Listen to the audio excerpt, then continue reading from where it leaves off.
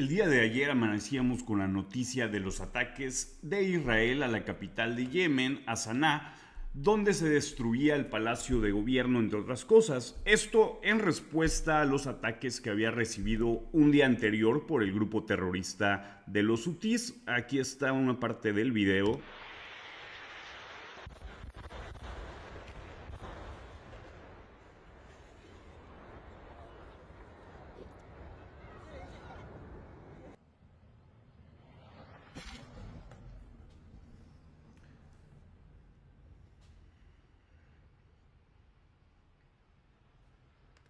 Memorias de Pez daba cuenta de la siguiente manera: le ha llegado el turno a los hutíes de Yemen, miembros del eje de resistencia iraní. Israel ha bombardeado los depósitos de combustible del puerto de Ras Isa. Se prevé una campaña de ataques contra la maltrecha economía de Yemen hutí. Ahí nos muestra el mapa de la zona controlada por los hutíes, que es esta parte del norte y del oeste. Hay que recordar que los hutíes es uno de los proxies de Irán, que ha venido de forma constante atacando a Israel y que se ha fortalecido por medio tanto del bloqueo que tiene en el estrecho, de esta extorsión que ha hecho contra buques comerciales, y que tiene varios años ya en posesión de estas zonas dentro de Yemen. No es el gobierno oficial, es un grupo extremista que se fue a guerra civil allá por el 2013-2014, provocando una de las peores hambrunas de los tiempos modernos. Esto se da en el contexto del conflicto que tiene Israel con Irán y con sus proxies. Si bien toma una escalada mayor a partir de los actos terroristas perpetrados por Hamas el 7 de octubre de 2023, podemos hablar que el inicio de este conflicto se da con el ataque a Soleimani perpetrado en la primera administración de Donald Trump, lo cual ha venido escalando. Por supuesto, después del 7 de octubre se da de forma mucho más abierta y más generalizada. Tristemente, algunos de forma muy inocente veían esta mal llamada guerra de los 12 días como el fin del conflicto. Sin embargo, el conflicto pareciera no tener fin, ya sea directamente con Irán o a través de sus proxies. El día de hoy en Gaza se anuncia un nuevo ataque a un hospital. La agencia de noticias AP lo dice de la siguiente manera: al menos 20 personas, incluidos 5 periodistas, murieron en un ataque israelí contra un hospital en el sur de la franja de Gaza. Un camarógrafo de Reuters y un periodista de AP estaban entre los muertos en el ataque al hospital Nasser. Se informó que otro trabajaba para Al Jazeera. Varias personas murieron en un ataque inicial y otras en un segundo que ocurrió mientras los rescatistas acudían al lugar, dice la defensa civil dirigida por Hamas.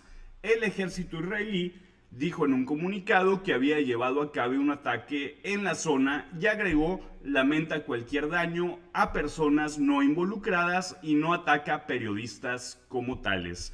Esto ocurre 2 semanas después de que 6 periodistas murieran en un ataque selectivo israelí cerca del hospital Al-Shifa en la ciudad de Gaza.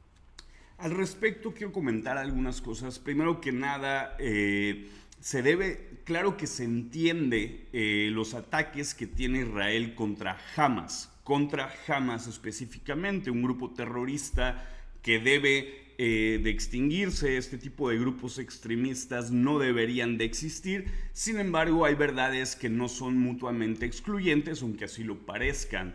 Los actos que ha llevado a cabo Israel sin duda ha sido de una fuerza desmedida. Por una parte, se entiende que Hamas ha utilizado tanto hospitales como otro tipo de lugares, como escuelas, como refugios de sus actividades o como búnkers para refugiarse.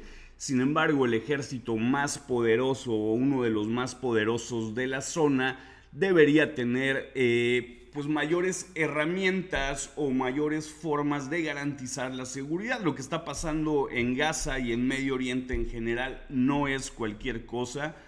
Podemos entrar a la parte de los tecnicismos y ver si conceptualizamos si eso no es un genocidio, pero más allá de ese debate que en lo personal me parece estéril, La situación de Gaza es sumamente preocupante y la vulneración de los derechos es innegable por donde se quiera ver.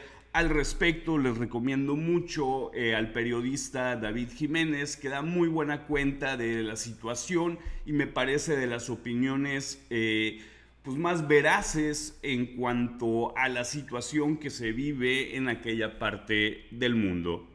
Por otra parte, en lo que respecta a las tensiones en Venezuela, pues cada vez crecen más.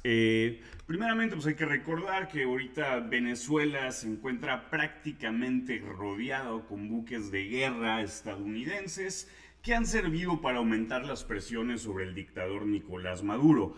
En respuesta, realizaron una jornada de alistamiento para las milicias populares.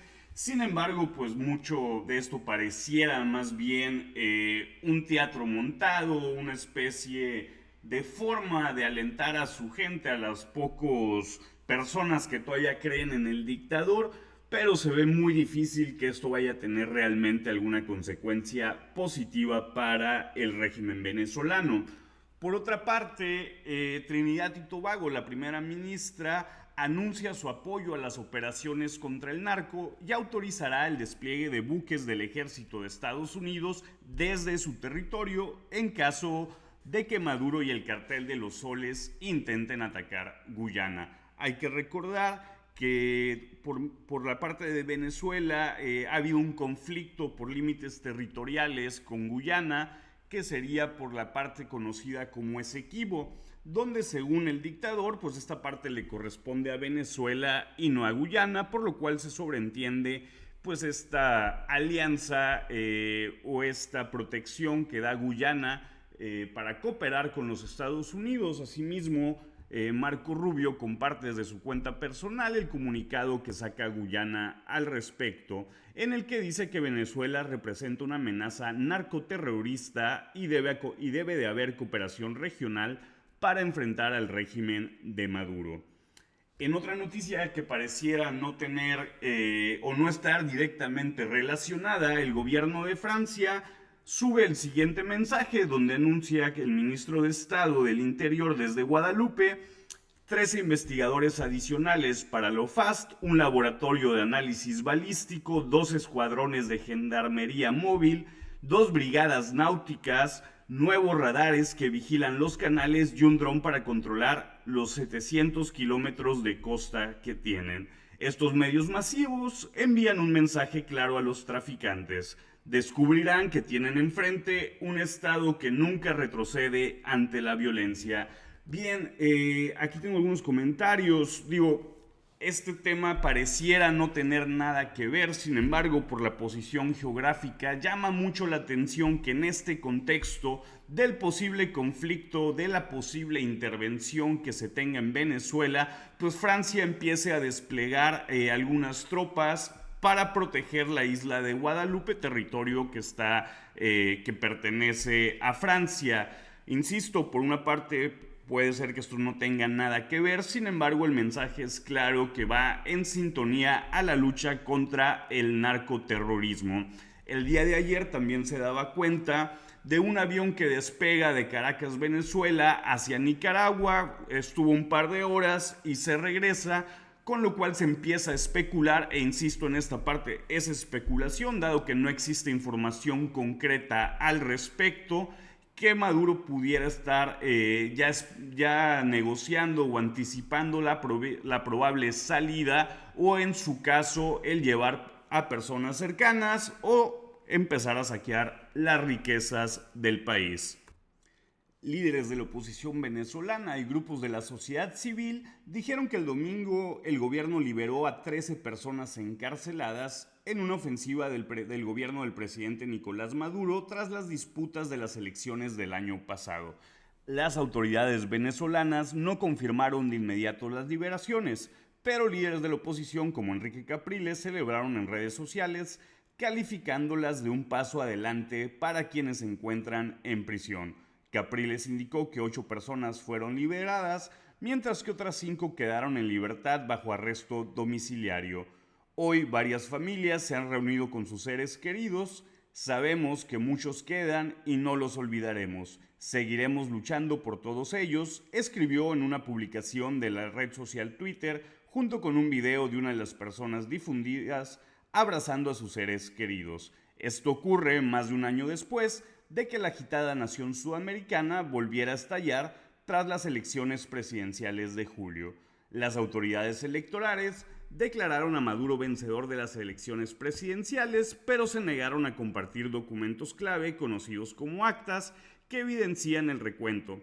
Los resultados fueron rechazados por la comunidad internacional. Bien, esto se da en el contexto de esta proclama que dio lectura hace unos días Nicolás Maduro, una proclama de hace más de 100 años, de 1902 específicamente, donde Cipriano Castro hacía un llamado patriótico, un llamado a la población, cuando se encontraba Venezuela rodeado por buques de Alemania, de Inglaterra y demás potencias extranjeras, esto por un problema de deudas que tenía el país en aquel entonces, una situación que se asemeja bastante a lo que se está viviendo ahorita, proclama en la cual se mencionaban dos cosas. Por una parte, la liberación de presos políticos y la apertura de las puertas para aquellos venezolanos que se encontraban en el exilio. También deja entrever la posibilidad de renunciar al poder en la proclama de 1902, insisto, no en palabras de Maduro per se. Sin embargo, pues esto ha generado una serie de especulaciones alrededor, entre ellos que el Nicolás Maduro ya pudiera estar pensando en alguna salida o alguna vía diplomática para dejar el poder. Cada vez se ve más complicado que Maduro se mantenga al frente de Venezuela, tanto por las presiones de los Estados Unidos como de distintos países que se han venido pronunciando ya en contra de esta narcodictadura. En medio de las tensiones entre la India y Pakistán, pues hay un nuevo actor en medio de todo esto, que es China. Esto por el anuncio de una nueva megapresa que genera temores de una guerra por el agua en la India. India teme que una mega represa de China planteada en el Tíbet reduzca los flujos de agua en un importante río hasta en un 85% durante la estación seca. Según 4 fuentes familiarizadas con el asunto y un análisis del gobierno, lo que llevó a Delhi a acelerar los planes para su propia represa para mitigar los efectos. El gobierno indio ha estado considerando proyectos desde principios de la década del 2000 para controlar el flujo de agua del glaciar del Tíbet, que sustenta a más de 100 millones de personas río abajo en China, India y Bangladesh. Sin embargo, los planes se han visto obstaculizados por la feroz y en ocasiones violenta resistencia de los residentes del estado fronterizo, quienes temen que cualquier presa inunde sus aldeas y destruya su modo de vida. En diciembre, China anunció la construcción de la presa hidroeléctrica más grande del mundo en un condado fronterizo justo antes de que el río cruce hacia la India. Esto desató el temor en Nueva Delhi de que su antiguo rival estratégico, que tiene algunas reivindicaciones territoriales, pudiera utilizar como arma su control del río que nace en el glaciar y se conoce como Chang en la India. En mayo, la mayor empresa hidroeléctrica de la India trasladó materiales de estudio bajo protección policial cerca del posible emplazamiento de la presa de almacenamiento. Bien, aquí hay que tener en cuenta varias cosas. Primero, esto se da en el contexto del conflicto entre Pakistán y la India, un conflicto que empezó a escalar, al menos de mayor medida, más notorio para los que estamos desde lejos observando todo esto, en abril con una serie de ataques terroristas. La India, a raíz de esto, suspendió el Tratado de Aguas, quizá en lo que sería la primera guerra por el agua que nos toca presenciar. Pakistán lo calificó inclusive como un acto de terrorismo hídrico. En medio de todo esto, en mayo se dio un alto al fuego, sin embargo las tensiones han venido acrecentándose y es en ese sentido que China, quien es aliado de Pakistán y quien por cierto tiene una serie de disputas en contra de la India, pues pareciera también pues ser un actor o un nuevo actor en este conflicto que esperemos no siga escalando. Sin duda uno de los temas que se va a llevar todas las notas o la mayoría de los titulares, al menos aquí en México y quizá en Estados Unidos, es la declaración de culpabilidad del Mayo Zambada. Hay que recordar que dicho narcotraficante, uno de los principales capos de la droga a nivel global y que estuvo operando desde México por más de 4 décadas, se anunció desde la semana pasada que el día de hoy se va a declarar culpable, va a aceptar su culpabilidad, lo cual deja entrever que va a haber algún tipo de acuerdo con las autoridades estadounidenses. Vale la pena recordar que dicho narcotraficante fue secuestrado, creo que no hay otra palabra para decirlo, fue secuestrado en México por quienes eran sus socios, en este caso los Chapitos, y entregado a las autoridades estadounidenses en Nuevo México. Desde aquel primer momento, en su tiempo, Andrés Manuel López Obrador, quien era presidente de México, y posteriormente Claudia Sheinbaum, han solicitado al gobierno de los Estados Unidos información al respecto, misma que les ha sido negada una y otra vez. Lo expresaba el abogado de Ovidio Guzmán, que dichas negativas se dan por la pérdida de confianza a raíz del caso Cienfuegos. Cienfuegos, quien fuera el secretario de la Defensa en tiempos de Peña Nieto, fue detenido en los Estados Unidos y México, en el gobierno de López Obrador, hizo hasta lo imposible para traerlo de regreso bajo el pretexto de que sería juzgado dentro del país. Sin embargo, fue liberado a las pocas semanas, liberándolo de toda culpa para posteriormente ser condecorado por el propio presidente. Bien, ¿por qué es importante esta declaración del Mayo Zambada? El Mayo Zambada es conocido, este narcotraficante, por ser como una especie de operador político. Inclusive en la carta que él manda, donde da a conocer los detalles de su secuestro, señala que él fue invitado a mediar entre el gobernador de Sinaloa, Rubén Rocha Moya, y el ex rector Héctor Melesio Cue, quien fue asesinado ahí mismo, contrario a lo que decía la fiscalía, presentando un montaje donde presuntamente lo habían asaltado, lo cual fue desmentido por la propia Fiscalía General de la República. La otra era la estatal. Pues bien, la declaración del Mayo Zambada genera mucha especulación, dado que se intuye que va a poder testificar en contra de distintos personajes del ámbito político, no solamente del gobierno actual, dado que sus operaciones proceden desde los años 80, con lo cual podría dejar en claro y en evidencia pues este contubernio que existe y que creo que nadie en México puede negar, de una clase política corrupta y el narcotráfico.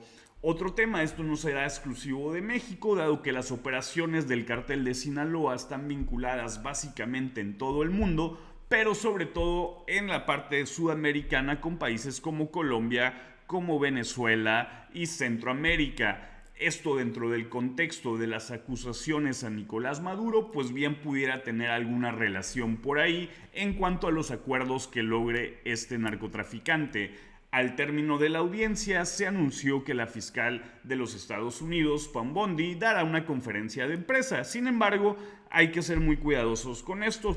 No va a haber información concreta, no nos van a decir, digo, supongo también en la administración de Trump todo se puede esperar, pero podemos intuir que no va a haber detalles significativos sobre el acuerdo ni sobre cuáles serán las declaraciones de este narcotraficante. Eso no quiere decir que no deje de ser importante y sobre todo hay que estar muy atentos a esta próxima rueda de prensa. Indonesia y los Estados Unidos comenzaron este lunes ejercicios militares conjuntos anuales junto con fuerzas de una docena de otros países, mientras Estados Unidos presiona a sus aliados para que tomen más en serio las amenazas de China. Organizado por las Fuerzas Armadas Nacionales de Indonesia, el Super Garuda Shield de este año se centró en fortalecer los lazos regionales en un panorama global cada vez más inestable. Así lo dijo el general comandante adjunto del ejército. Sirve como un ejercicio conjunto donde nos unimos para responder a cada desafío con rapidez y precisión, dijo en su discurso en la ceremonia de inicio, junto con el almirante Samuel Paparo, comandante del Comando Indo-Pacífico de los Estados Unidos. El ejercicio se ha celebrado anualmente en Yakarta por soldados estadounidenses e indonesios desde 2009. La lista de participantes se amplió para incluir Australia, Japón, Singapur, Reino Unido, Francia, Canadá, Alemania, Países Bajos, Nueva Zelanda y Corea del Sur, lo que eleva el número total de tropas a más de 6.500 efectivos. Bien, pues esto se da pues como parte de estos ejercicios, son tradicionales, son típicos, se vienen celebrando año tras año. Sin embargo, no podemos dejar de observarlos, no podemos dejar de comentarlo, porque esto nos da a entender cómo se están configurando las alianzas en distintas zonas del mundo. Por supuesto que las noticias se han centrado en Medio Oriente por los conflictos, en la guerra Ucrania-Rusia, en estos conflictos breves o cortos que ha habido, como fue el caso de Tailandia, como fue el caso que comentábamos un momento entre Pakistán y la India, que están en una relativa calma, sin embargo, pero la efervescencia sigue y es muy importante poder observar desde lejos cómo se van desarrollando estas alianzas que esperemos no tengan que hacerse efectivas. En otras noticias, también acá en Asia, los legisladores camboyanos aprobaron una ley que otorga al gobierno el poder de despojar de la ciudadanía a personas que conspiren con países extranjeros. La ley aprobada este lunes faculta a las autoridades a revocar la ciudadanía de cualquier persona condenada por conspirar con países extranjeros, conspirar contra los intereses camboyanos o cometer actos que conduzcan a la destrucción de la soberanía, la integridad territorial y la seguridad nacional. La legislación fue aprobada por todos menos 5 legisladores en la Asamblea Nacional, que está dominada por el Partido del Pueblo Camboyano. Según la ley, la revocación de la ciudadanía debe ser decidida por un comité creado a petición del ministro del Interior. Si bien la legislación aún debe ser aprobada por la Cámara Alta de Camboya y el rey, estos pasos son ampliamente considerados como formalidades. La medida se produce en medio de una sostenida represión contra los opositores al partido gobernante. Bien, el contexto donde se da esto es el conflicto que se tiene con Tailandia, un conflicto que empezó a escalar el 28 de mayo y que terminó en combates entre el 24 y el 28 de julio, donde se da este alto al fuego. Hay que recordar que ambas partes, tanto Tailandia como Camboya, han estado anunciando distintas y reiteradas violaciones al alto al fuego, y lo cual ha traído como consecuencia desplazamientos de personas civiles, sobre todo en la parte que corresponde a Tailandia. A mí me llama mucho la atención, para empezar, el derecho a la ciudadanía es un derecho, es algo que toda persona, que todo ser humano debe de poseer. Y este tipo de medidas de los gobiernos represivos y estos discursos de traición a la patria y soberanía y patrioterismos baratos suelen ser características de gobiernos autócratas, de gobiernos autoritarios, que lo que se busca es callar cualquier tipo de disidencia. No se debe dejar pasar por alto ni minimizar lo que está sucediendo en Camboya, e insisto, cuando se encuentra ahorita en una aparente paz bastante endeble con Tailandia.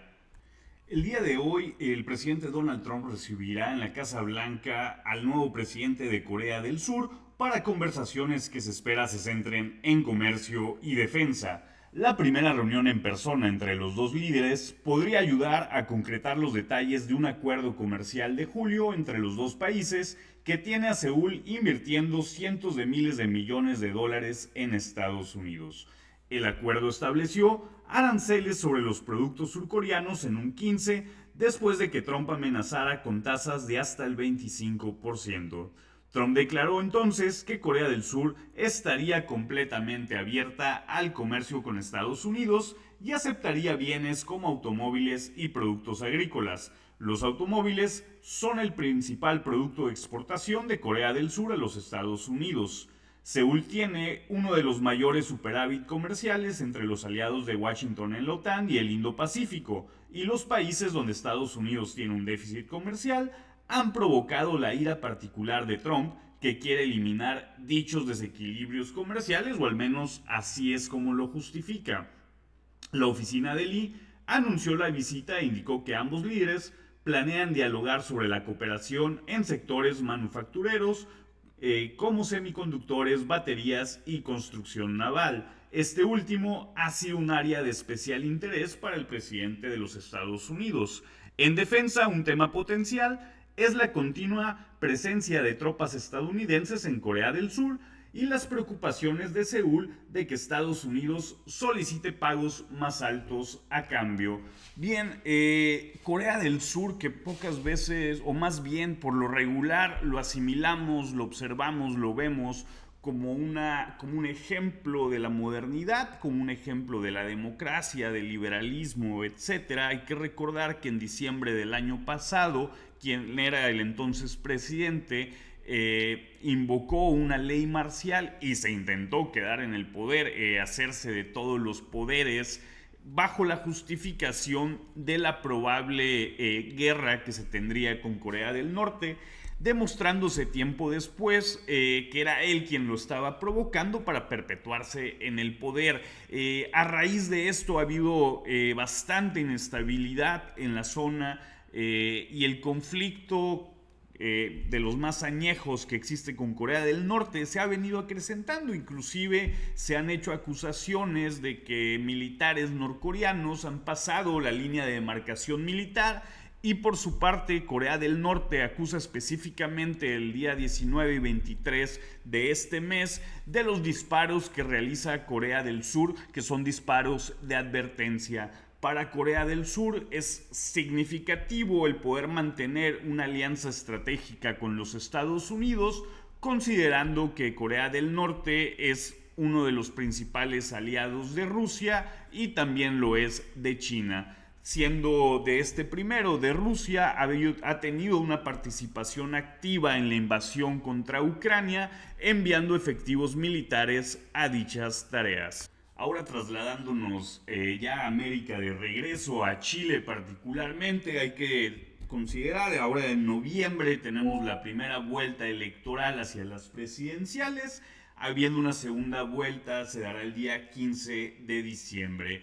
Se han publicado las primeras encuestas ya con las candidaturas registradas. Aparece el derechista Kast en primer lugar, con una baja por la oficialista Jara. Aquí hay muchos temas que me gustaría ir tocando, ir recalcando. Es una elección sumamente interesante, una elección donde la izquierda se consolida en la figura de Jara, quien viene del Partido Comunista, quien actualmente se desempeña en el gabinete del presidente Boric, quien, hay que decirlo, ha tenido bastantes problemas tanto en materia de empleo como en materia de seguridad. Quienes han estado creciendo bastante es la parte de la derecha. Sin embargo, vemos que trae un voto dividido, o en el sentido trae distintas candidaturas. Insisto, hay que considerar, esto es la primera vuelta electoral. Sin embargo, si la derecha se hubiera planteado la posibilidad de ir unida, muy probablemente ni siquiera necesitaría una segunda vuelta, dado que el candidato del Partido Republicano, Kast, va en primer lugar, seguido en la parte de la derecha por la candidata Matei, por el candidato parisino y por el candidato Kaiser.